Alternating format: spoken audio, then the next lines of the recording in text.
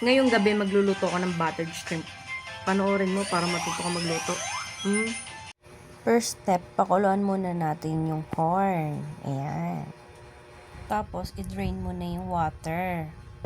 Tapos, magpainit ka ng kawali. Tapos, maglagay ka ng butter. Kaso, hindi butter yan na. Margarine yan. Naubusan kasi ako. Kaya, margarine na lang yung nilagay ko. Ayan, mekos-mekos mo. Mekos-mekos mo hanggang sa matunaw. Tapos, maglalagay na tayo ng mahiwagang wangba. Lagay mo ng bawang, imekos-mekos mo yan. Saka isabay mo na rin yung sibuyas. Ayan, lagyan mo ng sibuyas. Tapos mekos-mekos. Tapos lagay mo na din yung shrimp para pag nag-orange na siya, pwede mo nang ilagay yung mais. Ayan na, mekos mo ng konti. Siyempre, lagyan natin ng konting sili para masarap. Para may anghang ng konti. Tapos maglalagay na tayo ng tomato paste. Yan. Nilahat ko na yan, guys. Kayong bahala magtimpla kung anong gusto nyo timpla. Pero sa akin gusto ko kasi pulang-pula siya. Tapos ayan, nilagay ko na lahat. Tapos imekos-mekos-mekos mo ng konti. Tapos syempre, guys, dry siya, diba? Lalagyan natin siya ng konting water. Ayan.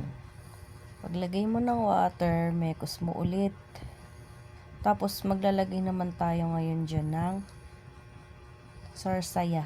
Maganda kasi yung oyster sauce na yan kasi matamis-tamis yan. So, di mo na kailangan maglagay ng asukal. Ayan. Pag mekos mo, lalagyan na din natin yung corn. Ayan. Lagay mo na yung corn. Paglagay mo, mekos mo. Tapos, pag kumulo na yan, na mekos mo na, tapos na yan. Masarap na yan. Diba guys, sandali lang magluto. Kaya ayan, magte-taste test na tayo dyan, ha? Sige. So yun guys, taste test na tayo sa niluto ko. Ito yung shrimp. Ito yung mais, yung corn. Kasi kaya marami yung corn. Hindi ako nagre-rice sa gabi.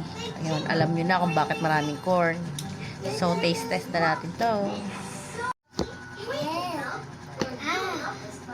Tayo sa ulo. Hop. Talaga. Masarap din to sa rice, alam ko.